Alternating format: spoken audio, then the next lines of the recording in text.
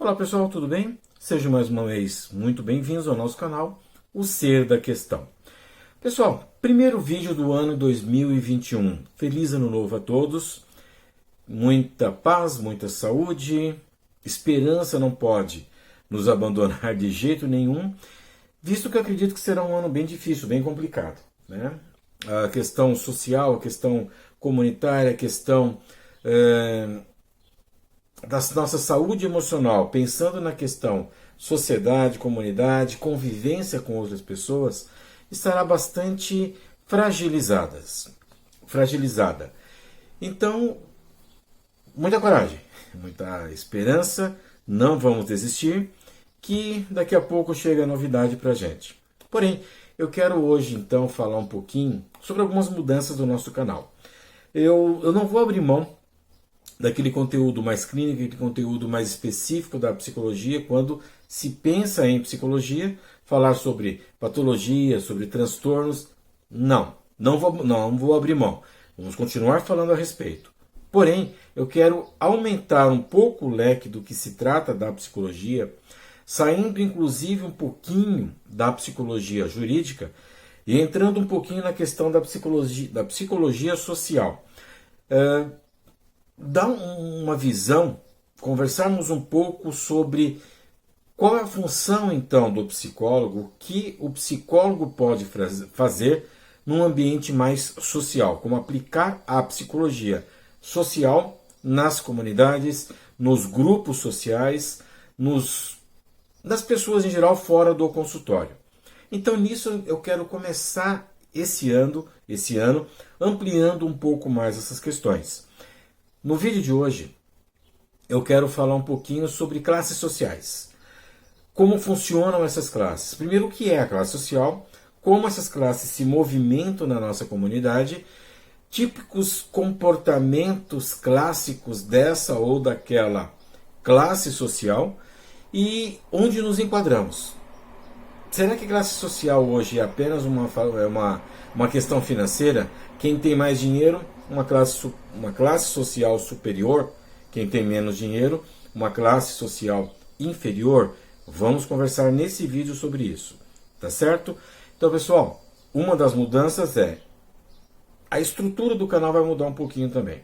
Esse período de uma semana de recesso deu para aprender algumas questões, alguns pontos, e vamos começar então a aplicar essas mudanças, essas modificações no nosso canal. Falei demais, tá certo?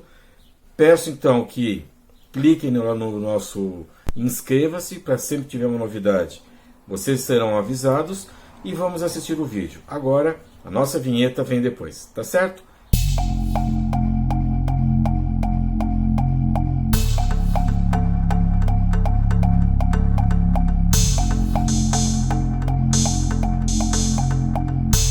Bom, pessoal, voltamos.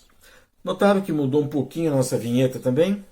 E assim, no decorrer desse ano e nos próximos, enfim, nós vamos buscar sempre novidades. Eu vou buscar sempre melhorias para o nosso canal, buscar sempre novas formas de transmitir conhecimento, tá certo? Mas vamos voltar então vamos começar então a falar sobre classes sociais. O que é uma classe social? Será que uma classe social pode ser colocada em consideração apenas o quanto de dinheiro nós temos na nossa conta bancária ou embaixo do colchão? Será que consideramos classe social um conjunto de pessoas com mesmas características, mesmos pensamentos, que até se vestem de maneira semelhante? Não sei. Para falarmos então de classe social na nossa atualidade, vamos ter que voltar um pouquinho no tempo. Sempre colocando, eu não sou historiador, mas precisamos conhecer um pouquinho de história também para entendermos como as sociedades se organizavam na época e qual a evolução dessa sociedade, dessa organização até os tempos atuais, para que, tendo esse conhecimento, possamos então, enquanto psicólogos, atuar de maneira mais efetiva nessa sociedade qual nós estamos inseridos atualmente. Então, entender o mecanismo, entender as características da classe social. Entendendo isso, podemos também entender o comportamento individual de cada pessoa. Tá certo? Vamos viagem no tempo, então. Idade Média. Idade Média é um período da história que compreendeu ali entre o século V e o século XV depois de Cristo. A Idade Média, o que imperava basicamente eram os feudos. Ah, Alex, o que é um feudo? O feudo é uma região, assim, se for buscar pela história, feudo tem muito a ver com terras, propriedade. Mas não vamos entrar nesse assunto, não vamos aprofundar. Então, basicamente, feudo é um local onde tinha um castelo, Europa, em que nesse castelo existia o senhor feudal. No entorno desse castelo existiam os trabalhadores que trabalhavam para esse senhor feudal, para que pudessem se manter nessa classe social dos senhores feudais, para que quando ele estivesse em uma festa ou uma visita ou algum outro senhor feudal viesse visitá-lo, eles pudessem mostrar o quanto tem. Ou seja, o deslumbre com riquezas começou naquela época já, certo? Fugiu o termo aqui agora, mas enfim. Então, quem eram esses senhores feudais? Basicamente, rei, lá em cima, era o senhor feudal de todos. Vamos pensar que o rei é o senhor feudal de outros feudos existentes. Abaixo do rei, simbolicamente falando, abaixo do rei então tinha o clero, a igreja, certo? E tinham os nobres, duques, condes, enfim. E abaixo disso tudo existiam os trabalhadores, existiam os vilões, que eram aquelas pessoas que trabalhavam, que viviam em torno desse feudo, produzindo bens de consumo para estes senhores feudais. Naquele período, basicamente, a propriedade, os recursos eram campo, era campo, tá? Produtos agrícolas, isso, produtos agrícolas. Então eram produzidos e esses produtos agrícolas eram comercializados entre si, mas não existia o dinheiro, era apenas troca. Eu tenho 15 quilos de arroz, você tem 5 de feijão, vamos trocar. Era basicamente sobre isso, uma prática comercial chamada de escambo, tá certo? Esses senhores feudais cobravam altas taxas de impostos sobre essa população, sobre esses trabalhadores, e esses trabalhadores, além de produzirem, pagavam os impostos em troca de um local, de um espaço para que pudessem morar, para que pudessem ter suas famílias e dar continuidade dessa forma. Isso era na Idade Média. Basicamente isso. Então, o rei, a igreja, os nobres e a galera, o restante da população. Familiar, né? Continuando. Lembrando que quando se fala em igreja na época, igreja católica, tá certo? Vamos então avançar um pouco no tempo, até o século XVIII. Século XVIII nós tivemos uma guerra muito grande, uma revolta muito grande, porque alguns desses trabalhadores estavam ficando descontentes. Os pequenos comerciantes começaram a ficar descontentes. Nesse momento, na Europa surgiram várias revoltas, revoluções, batizadas de revoluções burguesas. Muitas na Inglaterra, França, não me recordo agora se em outros países da Europa também aconteceram essas revoltas burguesas. Mas que eu tenho certeza, Inglaterra e França. Nesse momento, então, a burguesia, os comerciantes, como eram chamados na época, se revoltaram contra os do clero, contra os nobres, os reis, para falar, olha, seguinte, a partir de agora vocês não mandam mais nada. Querem ficar ali quietinho? Fica, tudo bem, pode ficar ali, mas não vou mandar mais nada. Agora quem vai mandar é quem tem condições de mandar, quem tem dinheiro. Somos nós, os burgueses, somos nós aqueles que produzimos riquezas no país. Pera lá. Eles produzem riquezas no país? Produziam riquezas no país? Ou será que haviam pessoas que produziam riquezas para ele e para eles, em função disso, existia esse poder? Pois é. Fica complicado isso, né? Então, o que acontece? Houve isso, até que então começou a ficar meio complicado ainda essa questão, essa situação. Então, tiveram novos movimentos sociais, novos movimentos burgueses, enfim, visando uma sociedade um pouco mais justa, um pouco mais, pelo menos a princípio, mais igualitária, tá certo? Só um detalhe importante. No período feudal, da Idade Média, se você era pobre, ia continuar pobre. Se você não tinha condições de ascender, de subir, de mudar de classes, ou seja, ser promovido, não. Se você é um vassalo, vai ser vassalo. Se você é um ferreiro, vai ser um ferreiro. Teu filho vai ser ferreiro. Seu neto vai ser ferreiro. E assim, as sociedades então muito travadas, muito fechadas. Com esses movimentos burgueses, já existia alguma possibilidade de você ascender classes, ainda pequena, mas havia condições sim de que isso acontecesse.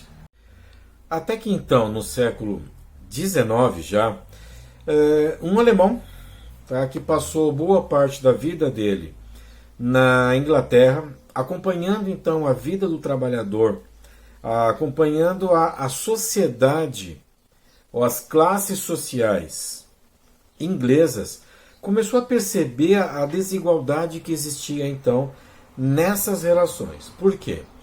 Basicamente a relação existente nessas classes sociais é a relação de trabalho. Então, alguém produz, alguém lucra. Alguém vive apenas para trabalhar e alguém vive apenas para receber. Ok.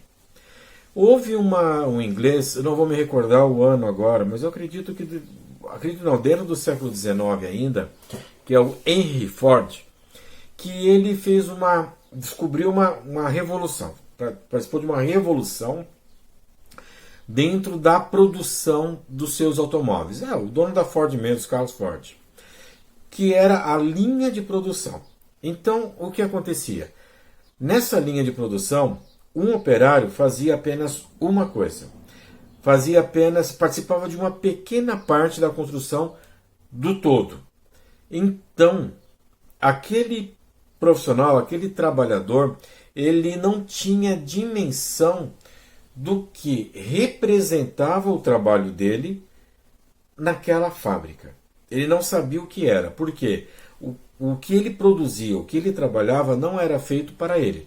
Era feito para pessoas, era desenvolvido para pessoas que tinham um poder aquisitivo muito maior que o dele. Não tendo essa dimensão, não tendo esse conhecimento, você fica limitado, você fica alienado apenas àquele único ponto. Se contentando, se satisfazendo em apenas estar trabalhando. Voltando, esse alemão vendo isso, percebendo isso, começou a ver então uma desigualdade muito grande nessa relação de produção. Essa relação trabalho-lucro. Estou sim falando de Karl Marx. Marx então nesse momento começou a perceber que na verdade nós tínhamos duas sociedades. Começou então a desenhar de uma forma diferente apenas duas sociedades. Os burgueses, os donos de empresa, os donos de fábrica e os proletariados, a mão de obra, aquelas pessoas que estavam ali para gerar lucros, para produzir, para o patrão, para o dono da fábrica. Nessa região ainda existiam os nobres, os reis, como ainda hoje. Só que esses não entrariam numa classificação de classe social, porque a presença deles é basicamente simbólica. Eles não interfeririam de maneira mais direta ou influenciariam mais nessa questão da produção, da relação trabalho-produção. Ficando essa interferência, ficando essa dependência mais entre os patrões e os empregados. Basicamente isso. Ficando então os burgueses, os donos, já falei, mas só para reforçar, e ficando os trabalhadores, os proletariados. Ah, Alex, mas aí você está falando de comunismo, de socialismo? Não. Não vou entrar nessa questão. Não vamos discutir sobre qual é melhor, qual é pior. Não. O porquê dessa citação de Karl Marx nesse vídeo é para tentar explicar um pouquinho como chegamos hoje nas nossas diferentes classes sociais que nós temos hoje. Tá certo? Nós temos hoje classe A, classe B, classe C, D, E, F, já chegou a G, X, enfim. Não é essa a questão. Mas só para entender como funciona esse deslocamento. Como funciona uma classificação, então, de um grupo de pessoas em uma determinada classe. Ah, eu sou classe A, eu sou classe B, eu sou classe C, sou classe D, enfim. Atualmente, é determinado pelo IBGE a separação de classes apenas por quanto cada família recebe. Certo. Dinheiro. A renda de cada família. O que hoje pode te colocar numa classe C, amanhã te coloca numa classe D. Porém, eu vejo, e outras pessoas também vê, Gessé Souza, sociólogo também, coloca muito essa questão de que não basta apenas a questão financeira. Basta a questão da visão que você tem de mundo, o conhecimento que você tem da sua realidade, da sua sociedade, para que você possa ser enquadrado aqui ou enquadrado ali. Gessé Souza também coloca a questão de uma classe que ele coloca como ralé, longe de querer ofender nenhuma pessoa nem nada, mas basicamente aquela pessoa que não pensa naquilo que faz diariamente. Ele apenas acorda cedo, levanta, vai, trabalha, termina o dia, volta para casa e se prepara para o dia seguinte. Não é uma questão pejorativa, mas é a constatação de uma realidade da qual nós vivemos hoje. Então, pensando dessa forma, esse breve histórico feito até aqui, passando por Karl Marx, eu não vou entrar em detalhes sobre a teoria marxista, porque meu objetivo aqui não é tratar isso, mas apenas trazer uma possibilidade de explicação para a nossa realidade, para o que vem acontecendo atualmente. É isso. Então, tudo isso falado até agora, para começarmos a falar sobre desigualdade de classes, tá certo? E o que é essa desigualdade, o que essa questão mais estrutural pode trazer de complicações para as nossas relações pessoais, nossas relações comunitárias. Como nós convivemos com essa realidade de maneira positiva ou negativa. O quão determinada situação, o quão determinadas relações são positivas para a nossa saúde emocional, para a nossa saúde mental. E principalmente, hoje o psicólogo ele não pode trabalhar um grupo sem conhecer a fundo o que esse grupo quer. Então a psicologia social ela trabalha basicamente em ouvir. Não é muita ingenuidade de alguém, de algum colega, de algum profissional chegar em um grupo, em uma comunidade, em uma associação, enfim, e querer já aplicar teorias. Que não, mas isso eu vi em determinado local e é fantástico, deu super certo lá. Ótimo, deu certo lá. Aqui não sei o que vai acontecer, Porque nós temos que perceber, em primeiro lugar, qual é o grau, qual é em que nível de visualização, nível de percepção de realidade que essas pessoas têm. O que elas querem para elas? Alex, mas eu tô vendo, tá ruim pra caramba para elas, mas e se elas querem ficar desse jeito? Tá ruim, mas para elas está bom. Para elas não querem mudar isso. Então, como você vai oferecer ajuda para alguém, uma solução para os problemas de alguém que não vê aquilo como um problema? Então, identificar o que realmente cada grupo, cada comunidade, cada classe social precisa, quer de mudanças em suas vidas, para a partir daí construir um conhecimento, construir estratégias para que essa pessoa possa mudar a sua realidade. É isso. Antes, lá atrás, lá no período feudal, na Idade Média, não existia a possibilidade. Mesmo a pessoa, o trabalhador, o camponês, ele tendo consciência disso, ele não ia conseguir, porque não era dado oportunidades, possibilidades de que isso acontecesse. Hoje, é mais difícil a pessoa se perceber como uma figura, como uma peça importante da sua sociedade, da sua comunidade, do que conhecendo-se tranquilizando, conhecendo-se acomodando naquilo. Todos nós queremos coisas melhores. Então nós temos que mostrar, temos que fazer com que as pessoas percebam possibilidades. Eu estou aqui, eu moro assim, tudo bem, mas existe possibilidade de que haja mudança. Mostrando essa possibilidade aos grupos. Esses grupos, querendo a mudança, ajudaremos. Não, o grupo não quer essa mudança. Nada podemos fazer. Nossa missão é mostrar realidades, possibilidades. Se mesmo de posse desse conhecimento, ainda assim a pessoa, também sabendo da possibilidade de mudança, ainda assim não quer mudança, é outra coisa. É uma outra situação. Tá certo? Basicamente uma introdução ao que seria classes sociais. Próximo vídeo vou aprofundar um pouco mais nessa. Aliás, vamos voltar a esse assunto. Se eu continuar esse vídeo vai ficar com 3 horas e não é esse o nosso objetivo. Já passou bastante, inclusive, do tempo que eu me programei a falar sobre isso, sobre esse assunto. E é um assunto muito rico, é um assunto realmente que nos instiga sempre a buscar mais, a procurar mais, a falar mais, enfim. Tá? Então, ficamos por aqui.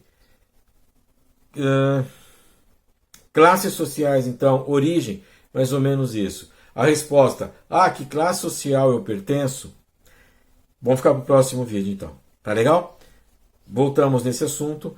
Agradeço muito, então, terem chegado até aqui. Deem o like ali se vocês gostaram. Compartilhem o vídeo. Parece que não, mas é bastante importante. Nos dias atuais, transmitirmos conhecimento ao maior número de pessoas possível. E coloquem comentários sobre se esse novo formato é satisfatório, é melhor ou não. Voltamos no interior também, sem problema nenhum. Pessoal, muito obrigado, fiquem bem.